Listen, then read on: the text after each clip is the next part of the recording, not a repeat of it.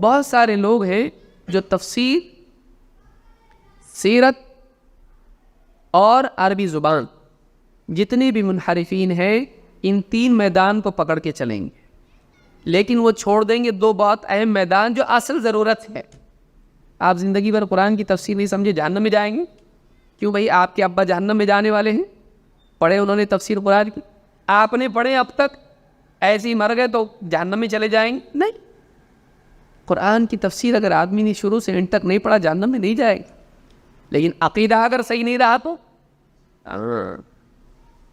عقیدہ اہم ہے۔ بہت سارے لوگ کیا کہتے ہیں، دیکھیے اس کو آج سمجھ لیں اچھی طرح سے، تھوڑا وقت لگ رہا ہے لیکن سمجھے اس کو۔ اپنے لوگوں کی تفسیر نہیں ہے، اپنے لوگوں کا سیرت پہ نہیں ہے، اپنے لوگ عربی زبان نہیں سکھا رہے، یہ سب سیکنڈری ہے، یاد رکھیے، یہ پرائمری نہیں۔ ایک آدمی کے لیے تفسیر کا علم سیکھنا پرائمری نہیں ہے، سیکنڈری ہے، اور اس کے لیے سیرت سیکھنا بنیادی چیز نہیں ہے۔ بغیر سیرت کا علم جانے مر گیا جہنم میں نہیں جائے گا، بغیر عربی زبان کے مر گیا، سارے بغیر عربی والے سب جہنم میں جانے والے نہیں۔ وہ دین کا ہائر ایجوکیشن کے لیے ضروری ہے، یاد رکھیے اس کو۔ تفسیر ضروری ہے، عربی زبان ایک دم ضروری ہے، سیرت کا علم ضروری ہے، قرآن کا گہرا علم حاصل کرنے کے لیے تفسیر کے اصول، تفسیر ضروری ہے۔ نبی صلی اللہ علیہ وسلم کی زندگی میں کیا واقعات ہوئے اس کو سیکھنے کے لیے، اعلیٰ علم دین کا حاصل کرنے کے لیے وہ ضروری ہے۔ عربی زبان پورے دین کی بنیادی مقاصد سے اس کو سیکھنے کے لیے ضروری ہے، لیکن عام آدمی کے لیے عقیدہ سیکھنا ضروری ہے۔ عقیدہ اگر اس نے نہیں سیکھا تو ایسا آدمی گمراہ ہے۔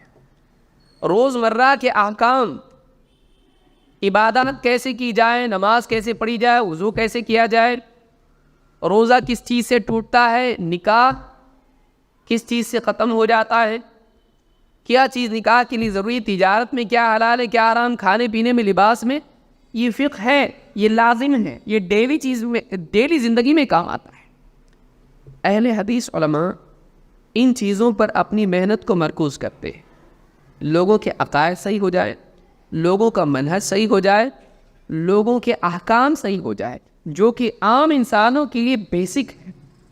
تفسیر تھوڑا سیکنڈ لیول پہ جائے گا تو تفسیر ہے، سیرت سیکنڈ لیول پہ جائے گا، یہ چیزیں حاصل کر لیے اس کے بعد اس کی ضرورت ہے۔ عربی زبان جو اسپیشلائزیشن کرنا چاہتا ہے دینیات میں اس کے لیے ضروری ہے، ہر آدمی کے لیے نہیں، لیکن عقیدہ اور فقہ ہر آدمی کے لیے ضروری ہے۔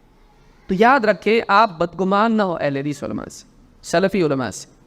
کیوں؟ اس لیے کہ انہوں نے وہ میدان، اس لیے آپ دیکھیے جتنے لوگ تفسیر یہ وہ کرتے ہیں، جب جنازے کے مسائل آتے تو کیا بولتے ہیں؟ عالم سے پوچھ لو۔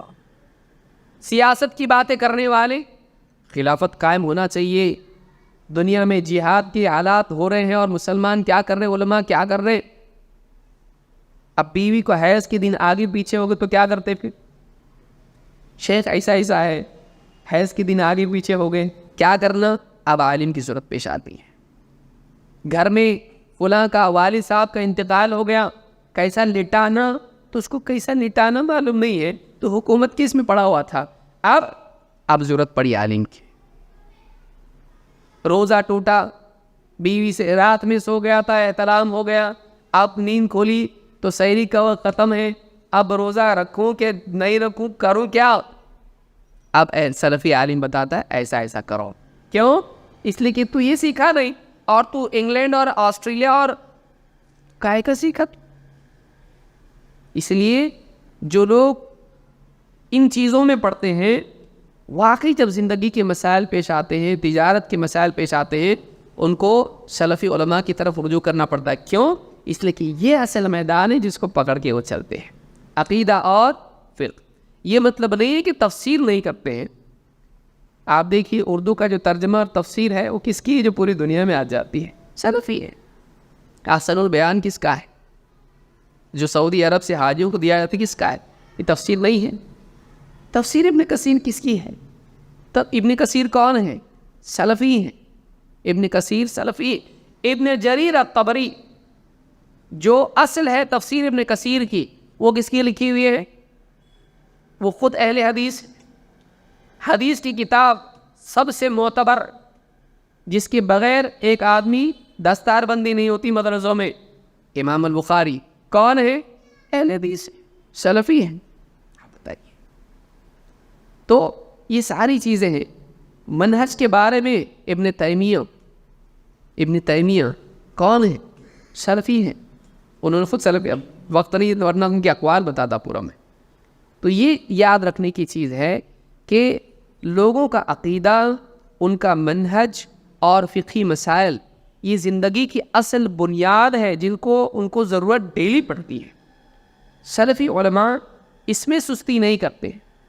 لے کے بیٹھ گئے تفسیر اور عقیدہ نہیں سکھا رہا لوگوں کو، مر جائیں گے بغیر توحید کے، کیسا جائیں گے دنیا سے؟ علم تری کیف کی تفسیر میں نے سیکھا لیکن عقیدہ مجھ کو توحید معلوم نہیں، بتائیے کیا فائدہ؟ اس کے ذریعے سے عقیدہ صحیح ہونا چاہیے. لہذا بہت سارے لوگ کہتے ہیں کہ مجھ کو تفسیر ان کی اچھی لگتی ہے اس لیے میں سنتا ہوں، اسرار احمد کی تفسیر اچھی لگتی ہے، نعمان علی خان کی تفسیر اچھی لگتی ہے. آپ ان کا عقیدہ اور منہج بھی تو دیکھیے بھائی. منہج ان کا دیکھیے، پورا سیاسی منہج ہے. بیعت لیتے ہیں حکومت کو ہلانے کے لیے، حکومت کا پلنگ ہلانے کے لیے ہم کو محنت کرنی پڑے گی، پورے لوگوں کو کام پہ لگا دیا گورنمنٹ کے خلاف. گورنمنٹ اچھی بری ہے وہ ایک الگ بات ہے، لیکن نوجوان ہمارا پورا اس میں لگ جاتا ہے، حکومتوں کے خلاف پوری زندگی اپنی لگا دیتا ہے اور گھر میں سدھار اس کے نہیں ہوتا ہے. پورے عالم کو بدلنے کا اس کا فکر ہے لیکن اپنی ذات پر، اپنے گھر اور اپنی بستی کو بدلنے کی فکر اس میں نہیں ہے. تو یہ عربی زبان سیکھنے کا شوق اس کو ہے، توحید ابھی تک معلوم نہیں ہے اس کو، پیشاب پاخانے کے مسائل اس کو معلوم نہیں ہے. وہی سمجھتا ہے عربی مجھ کو آ گئی سب آ جائے گا، نہیں ہوتا ہے، سب پڑھنا پڑتا اس کے لیے بہت.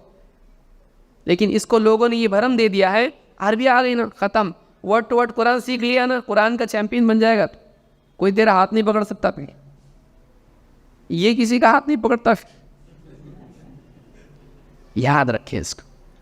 دیکھیے تفسیر کا علم ضروری ہے، سیرت کا علم ضروری ہے، عربی زبان ضروری ہے، لیکن ظاہر بات ہے کہ مدار بھی تو ہوتا ہے، لیولز ہوتے ہیں.